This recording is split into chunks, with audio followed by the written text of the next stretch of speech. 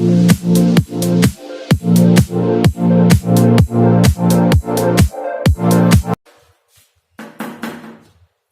का हमारा टॉपिक है types of matrices. Types of matrices.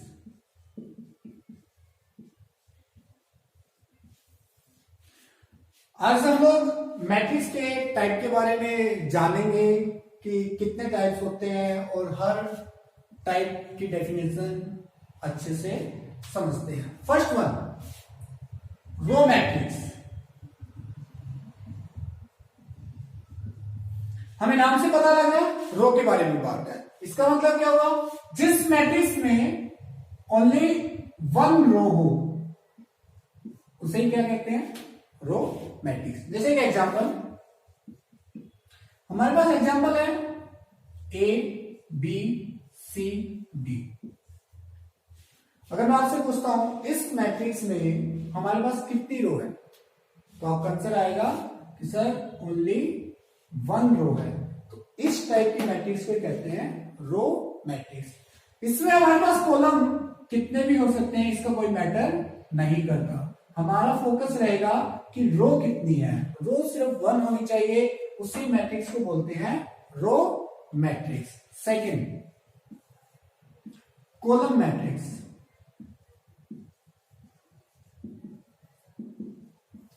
रो से पता लगा वन रो, कॉलम से पता लगेगा ओनली वन कॉलम।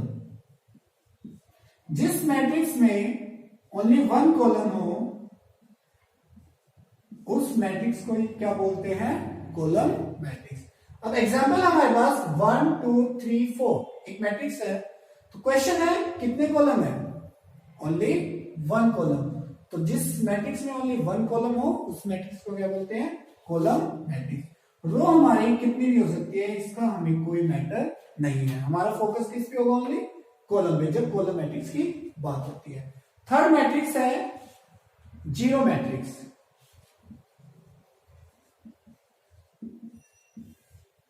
जीरो से पता लग रहा है कि हमारे एलिमेंट्स क्या होने वाले हैं? जीरो होने वाले हैं। जिस मैट्रिक्स में हर एलिमेंट जीरो हो उस मैट्रिक्स को क्या कहते हैं? Zero matrix. नेक्स्ट टाइप हम देखते हैं हमारी मैट्रिक्स का स्क्वायर मैट्रिक्स। नेक्स्ट टाइप क्या है? Square matrix. Fourth one, square matrix.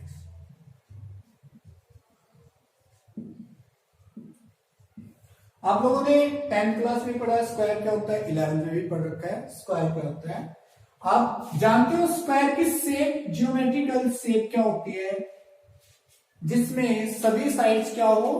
Equal हो। जहां भी स्क्वायर की बात आती है वहां एक बात समझ लेना कि हर चीज क्या होने वाली है? इक्वल होने वाली है। ऐसे हमारे पास स्क्वायर मैट्रिक्स की बात होगी तो इसका मतलब क्या होगा? रोज एंड कॉलम्स क्या होंगे? इक्वल होंगे। एक एग्जांपल लेते हैं। हमारे पास एक मैट्रिक्स है 2 3 4 5। इस मैट्रिक्स में हमारे पास नंबर ऑफ रोज कितने हैं? चेक करते हैं। 1 2। तो नंबर ऑफ रोज कितने हैं? 2। नंबर ऑफ कॉलम्स कितने हैं? नंबर ऑफ कॉलम्स भी हमारे पास कितने हैं? 2 है। तो इसका मतलब जिस मैट्रिक्स में number of rows and number of columns equal पाए जाते हैं, इक्वल होते हैं, उस मैट्रिक्स को क्या कहते हैं? Square matrix. एक एग्जांपल से और देखते हैं कि स्क्वायर मैट्रिक्स क्या होता है। एक मैट्रिक्स मैंने यहां पर ली, आप देखोगे ए बी सी 1 2 3 -1 0 4। इस मैट्रिक्स में हमारे पास नंबर ऑफ रोज कितनी है? आपका आंसर आएगा 1 2 3। नंबर ऑफ रोज कितनी है? 3 है। नंबर ऑफ कॉलम्स कितने हैं? नंबर ऑफ कॉलम्स कितने हैं? 3। तो ये मैट्रिक्स हमारी क्या है? Square matrix. एक एग्जांपल और देखते हैं, 1 2 3, और मैं आपसे पूछता हूं क्या ये स्क्वायर मैट्रिक्स है? आप देखो इसमें रोज कितनी है? 1 2, रोज कितनी है? 2। कॉलम्स कितने हैं? 1 2 3, तो कॉलम्स कितने हैं हमारे पास? 3। तो आप देखोगे नंबर ऑफ रोज और नंबर ऑफ कॉलम्स हमारे यहां पर इक्वल नहीं है, इसका मतलब ये हमारी स्क्वायर मैट्रिक्स नहीं है। तो आप लोग समझ गए होंगे स्क्वायर मैट्रिक्स क्या होते हैं, जिसमें number of rows is equal to number of columns. Next type देखते हैं हम लोग मैट्रिक्स का। अपना साथ साथ में एक नोटबुक और पेन लेके बैठे ताकि आप लोग नोट भी करते जाएं और समझते भी जाएं। नेक्स्ट टाइप है हमारा डायगोनल मैट्रिक्स। नेक्स्ट टाइप हमारा डायगोनल मैट्रिक्स। डायगोनल मैट्रिक्स की डेफिनेशन क्या है कि वो मैट्रिक्स जो एक स्क्वायर मैट्रिक्स हो। डायगोनल मैट्रिक्स क्या होनी चाहिए? स्क्वायर मैट्रिक्स होनी चाहिए। वही मैट्रिक्स क्या होगी? डायगोनल मैट्रिक्स होगी। लेकिन कंडीशन एक और है इसमें, all non diagonal elements, all non diagonal elements are 0। Diagonal matrix क्या कहता है कि स्क्वायर मैट्रिक्स होना चाहिए, वो स्क्वायर मैट्रिक्स ही होगा, and all non diagonal elements are 0। अब क्वेश्चन आएगा कि नॉन डायगोनल क्या होता है एंड डायगोनल क्या होता है। जैसे मैं लास्ट स्क्वायर मैट्रिक्स में हमने एक शेप बनाई थी, इस मैट्रिक्स को आपने बोला था स्क्वायर। इस मैट्रिक्स का डायगोनल क्या है? This one. इस लाइन को क्या बोलते हैं? डायगोनल। क्या बोलते हैं? डायगोनल। तो ऐसे हमारे पास मैट्रिक्स में भी इसी लाइन पे जो भी एलिमेंट होगा वो क्या होंगे? डायगोनल होंगे, और इस लाइन को छोड़कर जो एलिमेंट होंगे वो हमारे होंगे नॉन डायगोनल। जैसे एलिमेंट से समझते हैं, हम एक एग्जांपल से समझते हैं।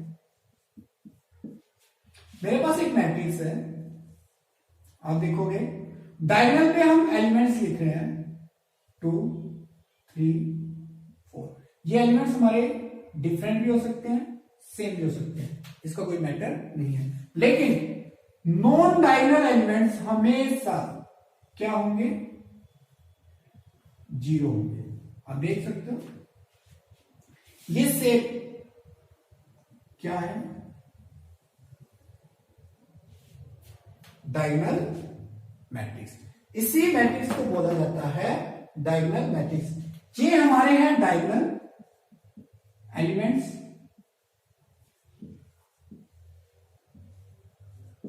और इनको बोलते हैं नॉन डायगोनल एलिमेंट्स।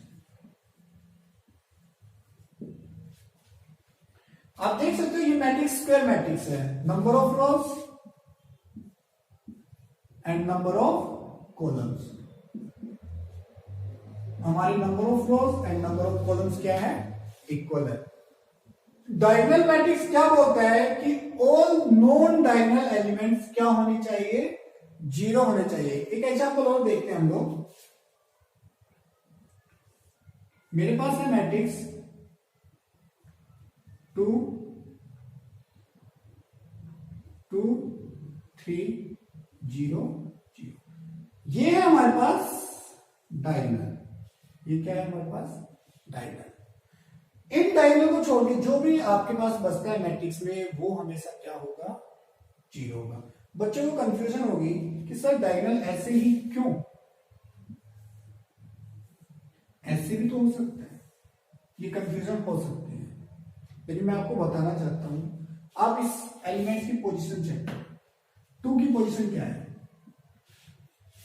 कौन सी रो के सामने है? फर्स्ट रो के सामने है। कॉलम क्या है? अब देखना नंबर ऑफ रो पोजीशन में जो हमारी रो होगी एग्जैक्ट और कॉलम होगा वो क्या होगा? इक्वल होगा। देखो 3 पे देखना, रो कौन सी है हमारी? सेकंड है। कॉलम भी कौन सा है? सेकंड है। 4 पे भी आप चेक कर सकते हैं, रो हमारी थर्ड है, कॉलम हमारा। डायगोनल एलिमेंट्स की पोजीशन वही होगी जिसमें हमारे पास क्या होंगे? रोज एंड कॉलम्स इक्वल होंगे। अब देख सकते हैं यहां पर अगर हम इसको इस आइडिया से लेके चले तो यहां पर रो एंड कॉलम इक्वल नहीं है, तो कभी भी ये वाली कंडीशन हमारी डायगोनल नहीं मानी जाएगी। हमेशा डायगोनल क्या होंगे? हमारे स्टार्टिंग फर्स्ट एलिमेंट से ही लेके चलेंगे, जिसमें हमारे क्या होंगे? रो और कॉलम क्या होंगे? इक्वल होंगे। इसी मैट्रिक्स को क्या कहते हैं हम लोग? Diagonal matrix. एक एग्जांपल और अच्छे से समझते हैं डायगोनल मैट्रिक्स क्या होता है।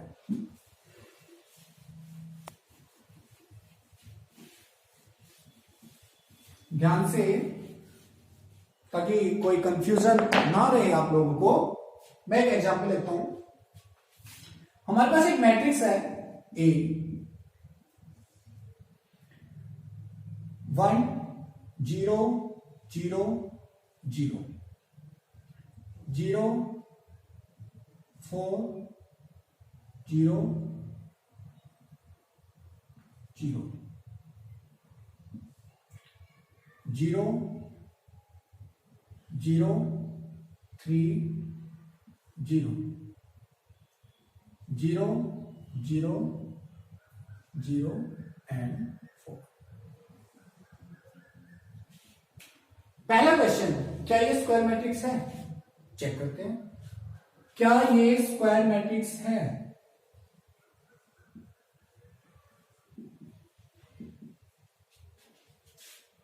हम पहले चेक करेंगे रो कितनी है? 1 2 3 4।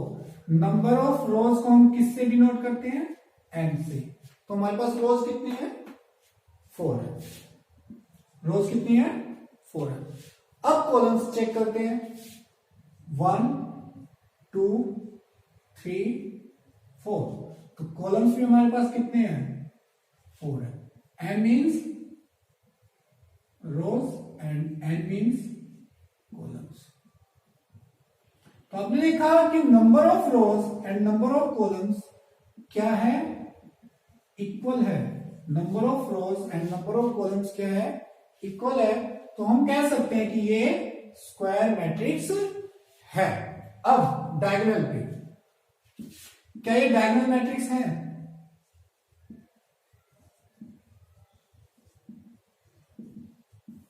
चलो चेक कर लेते हैं। डायगोनल मैट्रिक्स में क्या बोलता है कि हमारे जो भी एलिमेंट की पोजीशन होगी, जो भी उसमें एलिमेंट है, उस एलिमेंट की पोजीशन में रो और कॉलम क्या होने चाहिए? बराबर होने चाहिए। अभी देख लेते हैं 1 किस पोजीशन पर है? आप देखो, first row first column A1 1। 4th पे देख सकते हैं हम लोग, सेकंड रो सेकंड कॉलम। 3 पे देख सकते हैं हम लोग, third row third column. Last position हमारी 4th पे देख सकते हैं हम लोग, 4th row and 4th column. तो आप देखोगे कि जो भी हमारे पास एलिमेंट थे मैट्रिक्स में, उन सब में हमने देखा कि पोजीशन में रो और कॉलम क्या है? इक्वल है। तो इसलिए इसको क्या बोला गया है? Diagonal matrix. आप सेफ से देख सकते हैं, इसलिए ये हमारी क्या है? डायगोनल मैट्रिक्स है। उम्मीद है आप लोग बेहतर समझ पाए होंगे। आप देख लो, नॉन डायगोनल सभी एलिमेंट क्या है? 0 है। तो हम इस मैट्रिक्स को क्या कहते हैं? डायगोनल मैट्रिक्स कहते हैं। नेक्स्ट हम लोग जानते हैं स्केलर मैट्रिक्स।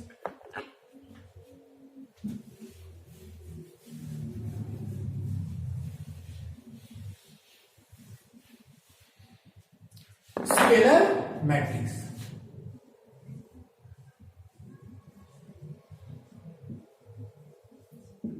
स्केलर मैट्रिक्स क्या बोलती है कि मैट्रिक्स डायगोनल होनी चाहिए, वो मैट्रिक्स जो डायगोनल हो। And the most important condition, all the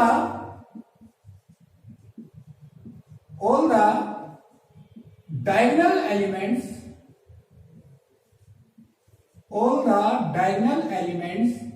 are equal। इसका मतलब क्या है? डायगोनल मैट्रिक्स आप लोग समझ गए हैं कि जिसमें हमारे पास all non diagonal elements zero होने चाहिए।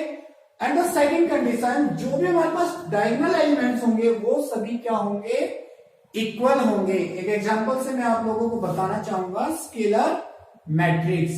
जैसे हमारे पास एग्जांपल है 2 0 0 0 2 0 0 0 एंड 2।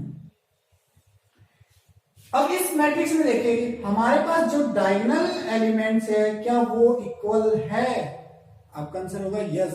तो इस टाइप की मैट्रिक्स को बोलते हैं स्केलर मैट्रिक्स। इससे पहले टाइप में आप लोगों ने समझा था डायगोनल मैट्रिक्स क्या होता है, तो आप लोग समझ गए कि ये हमारी क्या है? डायगोनल है। ये हमारी क्या है? डायगोनल है। अब हमने देखा कि डायगोनल क्या होने चाहिए? इक्वल होने चाहिए। उसको क्या बोलते हैं हम लोग? Scalar matrix. एक एग्जांपल और देखते हैं, √3 0 0 0 √3 0 0 0। क्या ये स्केलर मैट्रिक्स है? तो आपका आंसर आएगा यस, क्योंकि हमारे पास डायगोनल एलिमेंट्स हैं और ऑल नॉन डायगोनल एलिमेंट्स क्या है? हमारे पास जीरो है और ये सभी क्या है? सेम है। तो स्केलर मैट्रिक्स भी आप लोग समझ गए होंगे। नेक्स्ट हमारा लास्ट टाइप है आइडेंटिटी मैट्रिक्स। लास्ट टाइप है हमारा आइडेंटिटी मैट्रिक्स।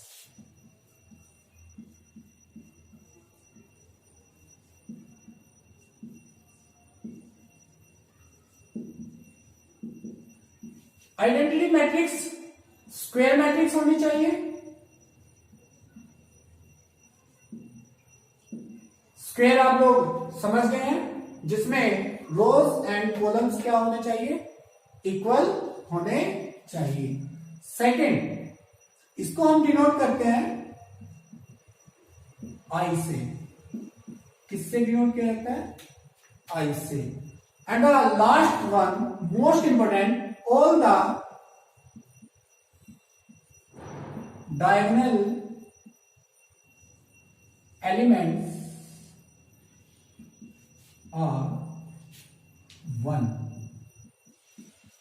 मतलब हमारे जो भी डायगोनल एलिमेंट्स होंगे वो हमारे क्या होंगे? 1। वो क्या होगा? हमारा 1 होगा। ये हमारी आइडेंटिटी मैट्रिक्स को हम लोग जो भी नॉन डायगोनल एलिमेंट्स होंगे, नॉन डायगोनल मैट्रिक्स, वो क्या होंगे? जीरो। नॉन डायगोनल एलिमेंट्स क्या होंगे? Zero. And all diagonal elements क्या होंगे? 1 होंगे। एक एग्जांपल से समझते हैं। हम इस मैट्रिक्स को आई से डिनोट करते हैं। स्क्वायर मैट्रिक्स होनी चाहिए। हम कंडीशन देख लेते हैं स्क्वायर मैट्रिक्स की, 2 रो एंड 2 कॉलम, जिसमें हमारे पास रोज और कॉलम्स क्या होने चाहिए? इक्वल होने चाहिए।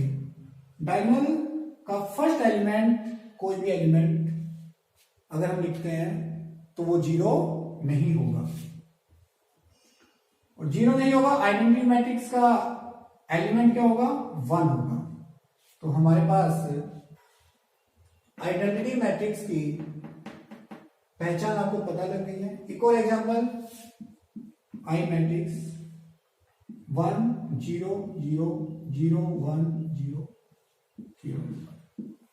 आप देख सकते हो हमारे पास ऑल डायगोनल एलिमेंट्स क्या है? 1 है। एंड नॉन डायगोनल एलिमेंट्स क्या है? 0 है। इसी को हम लोग बोलते हैं आइडेंटिटी मैट्रिक्स। हमारे टाइप्स कंप्लीट होते हैं मैट्रिसेस के। मैं कुछ एग्जांपल लेता हूं, आप लोगों से पूछना चाहूंगा हर मैट्रिक्स के बारे में, कौन सी मैट्रिक्स है, आप लोग को आंसर बताना है। ठीक है, चेक करते हैं आप लोग को समझ आया है या नहीं आया।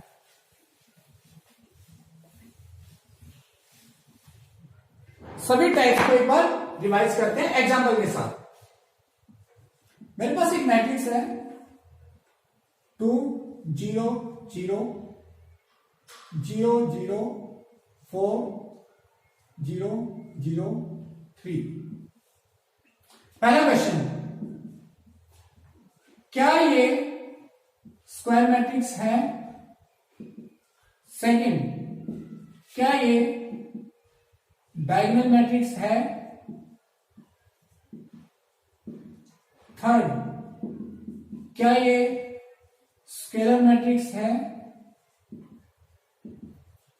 आप चेक करते रहो साथ साथ अपनी माइंड में कि जो सर लिख रहे हैं क्या हमें पता है वो है या नहीं है, फिर हम अपने आंसर को मैच करेंगे। क्या ये आइडेंटिटी मैट्रिक्स है?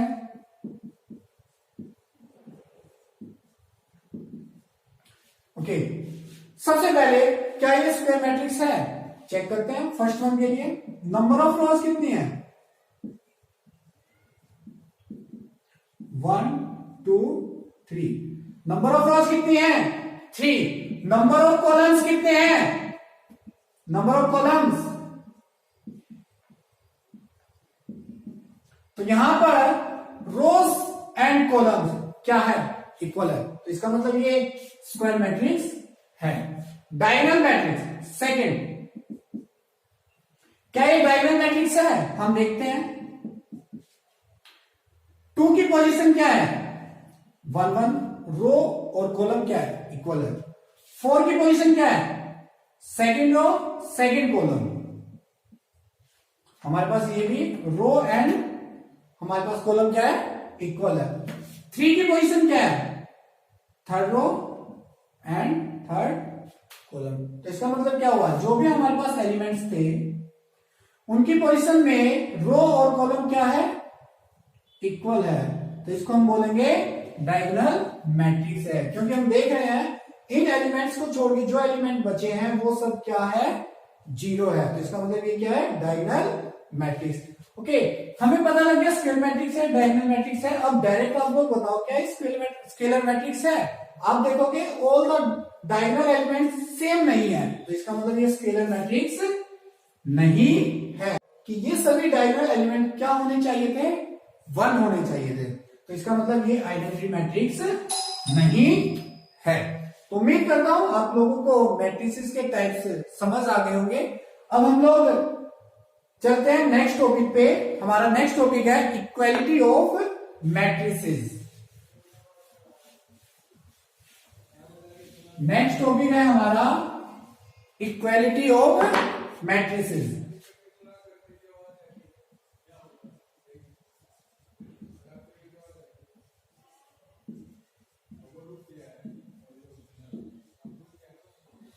Equality of matrices. Equality of matrices की 2 कंडीशन आप लोगों को पता होनी चाहिए। 2 कंडीशन क्या? फर्स्ट वन, ऑर्डर सेम होना चाहिए। ऑर्डर ऑफ मैट्रिसेस क्या होना चाहिए? सेम होना चाहिए। सेकंड वन, कोरस्पॉन्डिंग एलिमेंट्स भी क्या होने चाहिए? सेम होने चाहिए। अब बच्चों को कंफ्यूजन रहेगी ऑर्डर ऑफ मैट्रिसेस और कोरस्पॉन्डिंग एलिमेंट कैसे सेम होने चाहिए। मैं आप लोगों को एग्जांपल से बताना चाहता हूं। ठीक है, हमारे पास 2 मैट्रिक्स है, A 3 2 -1 0। सेकेंड मैट्रिक्स है 3 2 -1 0। इक्वालिटी ऑफ मैट्रिसेस मतलब वो आपको 2 मैट्रिक्स देगा, उन दोनों की कंडीशन में हमें देखना है कि ऑर्डर सेम है और दूसरी कंडीशन क्या सेटिस्फाई करनी चाहिए, उनके कोरस्पॉन्डिंग एलिमेंट भी क्या होने चाहिए, सेम होने चाहिए। मैं आपसे पूछना चाहता हूं इस मैट्रिक्स का ऑर्डर क्या है। आप देखोगे यहां पर रोज कितनी है टोटल, 1 2, रोज कितनी है 2 है।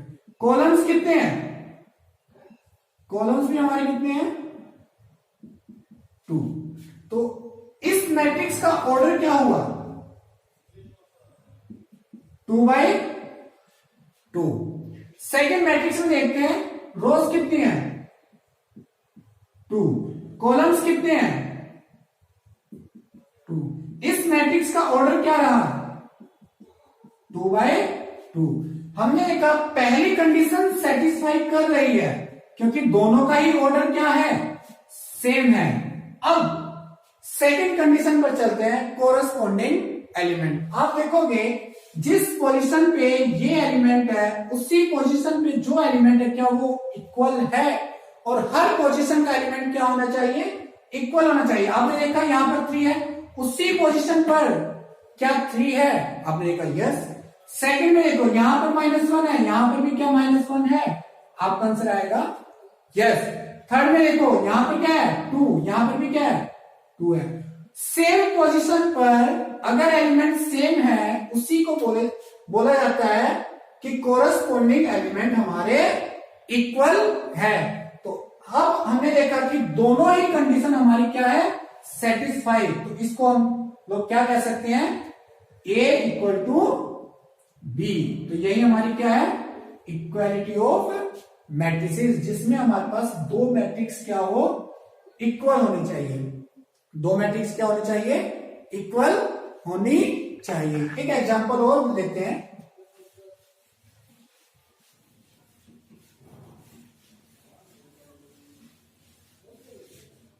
एक एग्जांपल और देखते हैं। मेरे पास एक मैट्रिक्स है A 3 2 -1 4 3 2।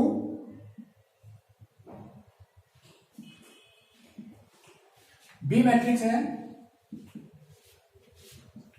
3 4 2 -3 -1।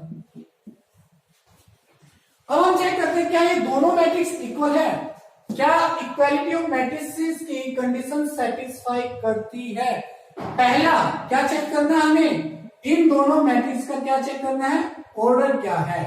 तो अब हम लोग पहले देखेंगे ए मैट्रिक्स का ऑर्डर क्या है। ए मैट्रिक्स में कितनी रो है, 2 रोज है। रोज कितनी है 2, कॉलम्स कितने हैं 1 2 3। तो 2/3 का ऑर्डर है। बी मैट्रिक्स का ऑर्डर क्या है, बी मैट्रिक्स का ऑर्डर क्या है, कितनी रो है 2, कॉलम कितने हैं 1 2 एंड 3। तो हमने देखा कि दोनों का ऑर्डर क्या है, सेम है। तो इसका मतलब पहली कंडीशन क्या कर रही है, सेटिस्फाई कर रही है। अब second condition, corresponding element. Corresponding elements, corresponding element. Corresponding element का मतलब क्या है कि दोनों की सेम पोजीशन पर एलिमेंट सेम होने चाहिए। इस मैट्रिक्स में जो पोजीशन एलिमेंट्स की है उसी पोजीशन पे वो एलिमेंट सेम होना चाहिए। अब देखो ए मैट्रिक्स में जो 3 की पोजीशन है क्या वहां पर भी 3 है, आपका आंसर आएगा यस। सेकंड में देखो 2, यहां पर भी क्या है उसी पोजीशन पर। थर्ड में देखा यहां पर भी सेम है। हमने यहां पर देखा ये भी हमारी पोजीशन सेम है। अब यहां देखो यहां क्या है 3, लेकिन यहां क्या है -3। तो इसका मतलब सेकंड कंडीशन सेटिस्फाई नहीं है। तो ये मैट्रिसेस इक्वल नहीं है। तो आपको समझ आया इक्वालिटी ऑफ मैट्रिसेस के कॉन्सेप्ट। अगर आप लोगों को कोई भी कंफ्यूजन, कहीं पर भी कोई प्रॉब्लम आती है तो आप कमेंट बॉक्स में कमेंट लिख के छोड़ सकते हैं, जिससे मैं आप समझ जाऊंगा कि आपको यहां कंफ्यूजन है और मैं आपको दूसरी वीडियो में उस टॉपिक से रिलेटेड अच्छे से करवा पाऊंगा। उम्मीद है आप लोग को इक्वालिटी ऑफ मैट्रिसेस समझ आया होगा। अब हम लोग नेक्स्ट टॉपिक पे चलते हैं, जिसमें हम लोग देखेंगे अरेंजमेंट ऑफ मैट्रिसेस को कितने वे में कर सकते हैं।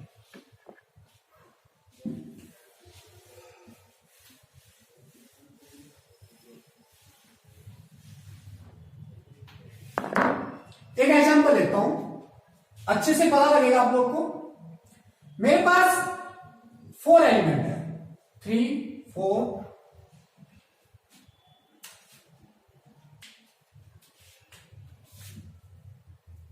3 4 -1 0। टोटल एलिमेंट कितने हैं?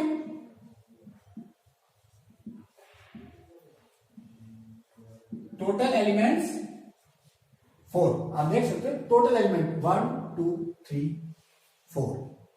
हमारे पास टोटल एलिमेंट है 4। हम इन एलिमेंट को कितने वे में अरेंज कर सकते हैं?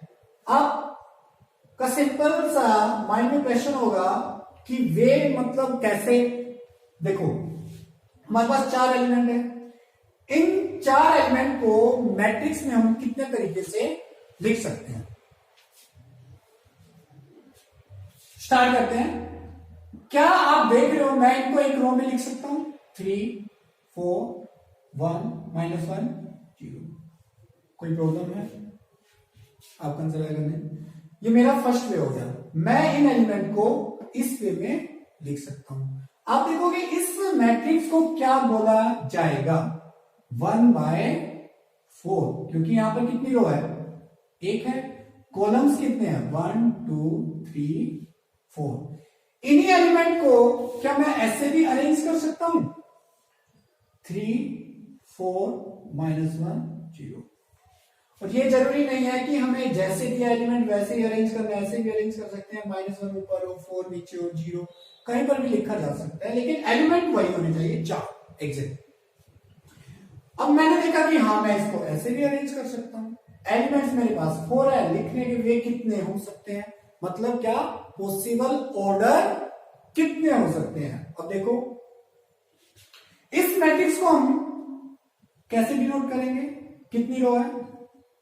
4। ऑर्डर ये है हमारा 4/1, क्योंकि कॉलम हमारे कितना है? ओनली 1। अब देखो क्या इन 4 एलिमेंट्स को मैं किसी और वे से, किसी और तरीके से अरेंज कर सकता हूं? खुद से ट्राई करो कॉपी में, कि चेक करते हैं क्या मैं इन एलिमेंट्स को ऐसे अरेंज कर सकता हूं। आप कंसिडर करिए सर।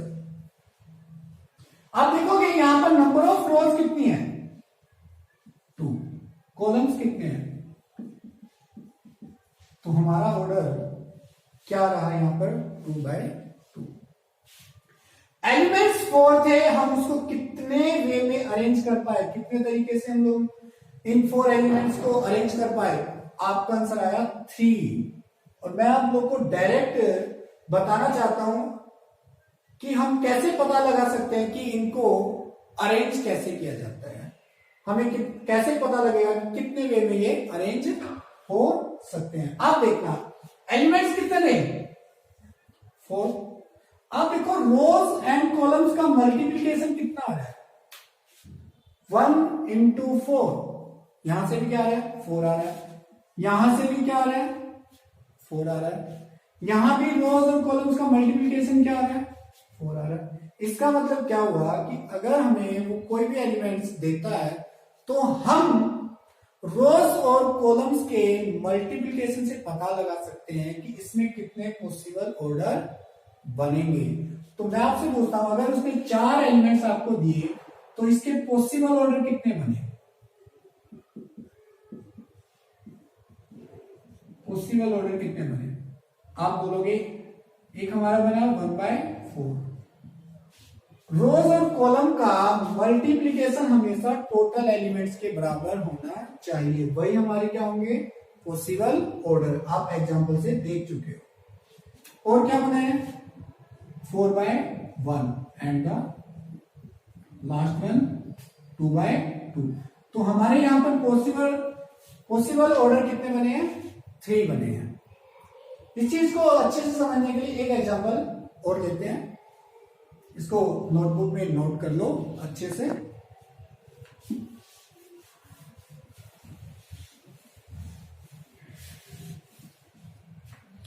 एक क्वेश्चन आपके लिए है। अगर मेरे पास टोटल एलिमेंट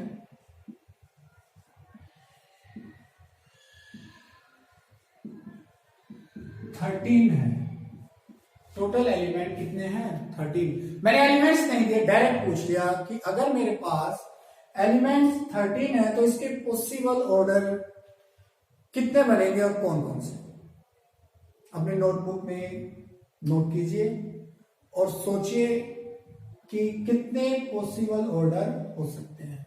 और जब मैं इसका आंसर बताऊं, मैच करना क्या वो सही था। अगर सही था तो इसका मतलब आप लोग मैट्रिक्स के बेसिक को अच्छे से समझ चुके हैं, क्योंकि कल से हम लोग एक्सरसाइज स्टार्ट करेंगे मैट्रिक्स की 3.1। अब चेक करो, हमारे पास टोटल एलिमेंट कितने हैं? 13 है। और मैंने बताया था कि जो एलिमेंट होगा वो एलिमेंट रोज और कॉलम का मल्टीप्लीकेशन से आना चाहिए। अब मैं आपसे पूछता हूं, 13 में रोज और कॉलम की मल्टीप्लीकेशन करना, क्या 1/3 हो सकता है? बिल्कुल। आप दोनों को मल्टीप्लाई करो, कितना आएगा? 13 है। सेकंड देखो, क्या मैं इसको ऐसे ही लिख सकता हूं? 13/1। क्या कोई और दो रोज कॉलम ऐसे हो सकते हैं जिनके मल्टीप्लीकेशन से 13 आता है? आप देखोगे नहीं सर। तो इसका मतलब हमारे पॉसिबल ऑर्डर कितने बने? पॉसिबल ऑर्डर हमारे कितने बने?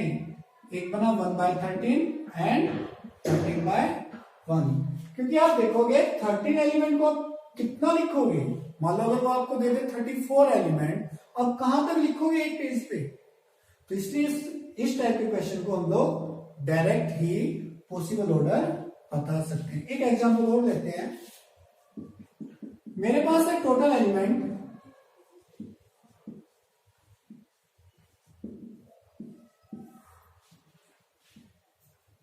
24। टोटल एलिमेंट कितने हैं? 24।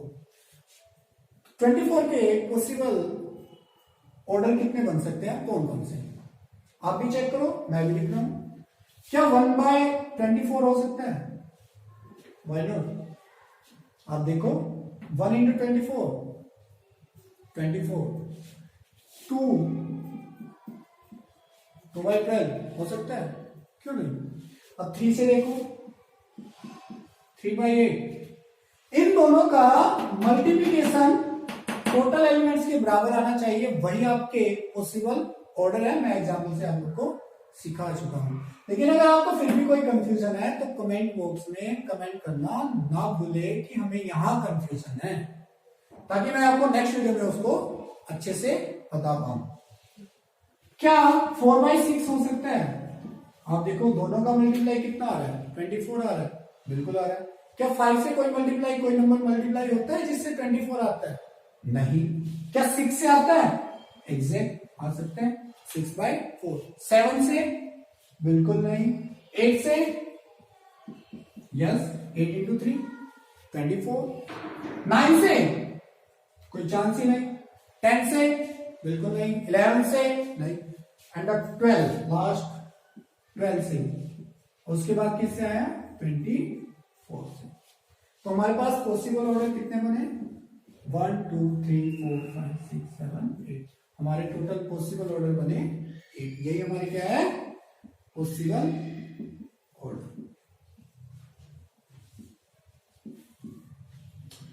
तो आज हमारा बेसिक छोटी छोटी बातें जो हमारी स्टार्ट हुई थी पार्ट 3 में कंप्लीट होती है।